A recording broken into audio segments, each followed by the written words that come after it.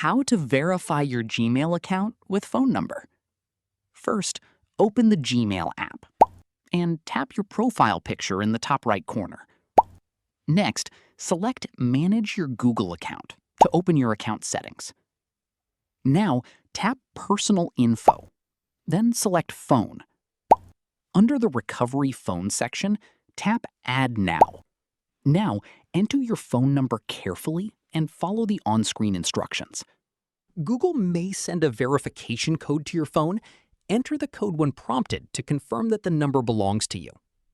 Once your phone number has been verified, it will be added as your recovery phone number, which can help you regain access to your Google or Gmail account if you forget your password or have trouble signing in. And that's how you can verify your Gmail account and add a recovery phone number.